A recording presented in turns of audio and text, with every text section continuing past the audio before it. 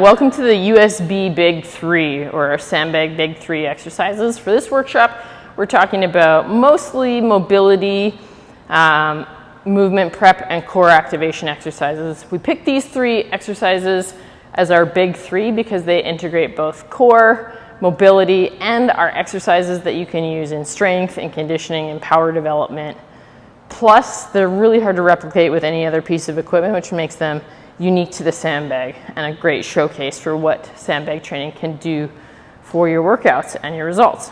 All right, I'm using a bigger Sandbag. This is a strength dimension bag, and it's loaded at 40 pounds. You can use any bag size or weight for this next exercise, which is a Sandbag Bearhug squat. I'm going to turn the bag over so that I've got a side with no handles on it. And I'm going to stand at about 2/3 of the way up the bag, like so.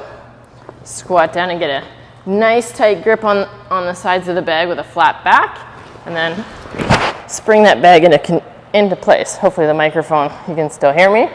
So in this top position, I'm going to squeeze my forearms into the bag, activates my lats and holds the bag nice and close to my body.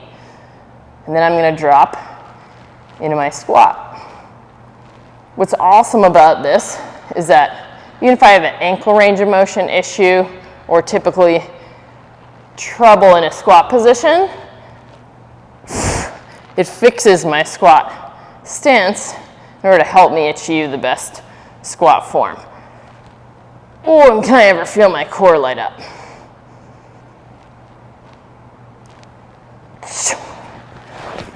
Whew, that's a great one.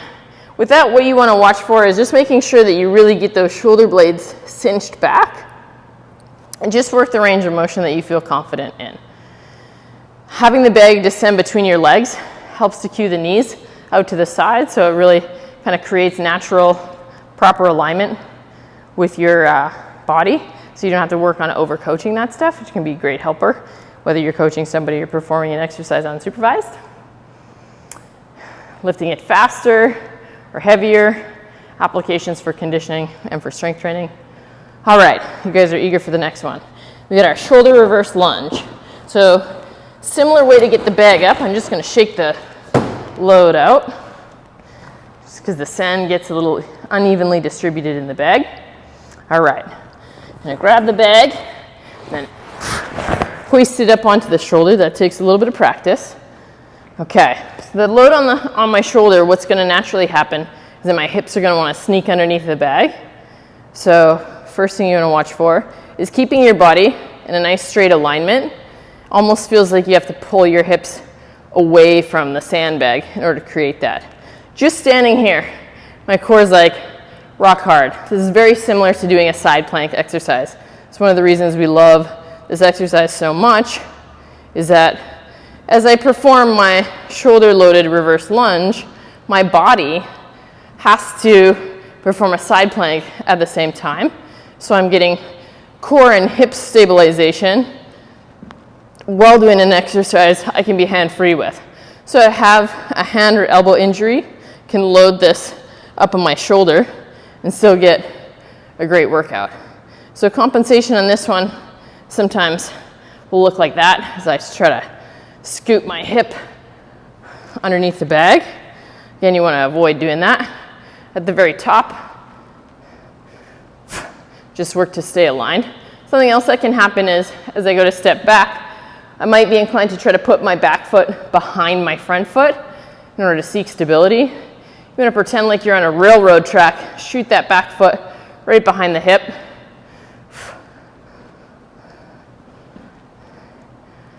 Whew. Feeling good. All right, so we got our Bearhug squat, our Sandbag shoulder squat.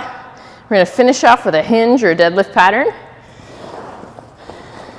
This exercise can be performed with a barbell, dumbbells, kettlebells as well. There's a few reasons why we like the Sandbag a little bit better, is about how easily you can teach somebody this movement. So what you're going to do, we're going to line up in a sprinter position. So my one foot's going to be planted. My second foot, I'm going to line up my toe with my heel. And and then kind of pull it over so I'm hip width. That second foot, I'm going to stay on the ball of my foot. I'm going to pull the bag nice and close to my body. It's going to sit right on my foot like that. So I'm going to be performing a hinge pattern that's slightly more both asymmetrical and unilaterally loaded. So it's kind of like I'm standing on one leg, but I got the help from the other leg. So this is a really good way to transition from training a deadlift pattern with 2 legs to 1 leg without having to worry about the balance component. We grip our sandbag, set our shoulder blades, drive the foot into the floor and stand tall at the top. So right here at the top, I'm going to tuck my tail, keep my shoulder blades back. The whole time I'm moving, whether I'm going up or down, I'm going to be keeping the sandbag in contact with my legs. And that's really one of the most beneficial cues the sandbag can give you is when you're teaching that hinge pattern, most people tend to move through their back. The further the load gets away from somebody, the harder that's going to be on their back. So step 1 of teaching the hinge is learning to kind of shift your weight back. And the sandbag really does that naturally as you tell somebody to guide the sandbag down the surface of their leg. Second reason we like this is just the height of the strength bag. Even if I'm not able to touch my toes, I can lift this sandbag up a little bit onto a step if need be. But for most people, they're able to reach that position, whereas a kettlebell sometimes can be a little bit too low. Once I'm finished reps on one side, I'm going to switch feet, keeping my toe in line with my opposite heel. There you have it, our sandbag big 3. Those aren't necessarily a progression of one another. They're just 3 different types of exercises. So a squat pattern with our Bearhug squat, a shoulder-loaded reverse lunge, and a sprinter hinge. So choose the version that works the best for your body today in your workout, and give it a try.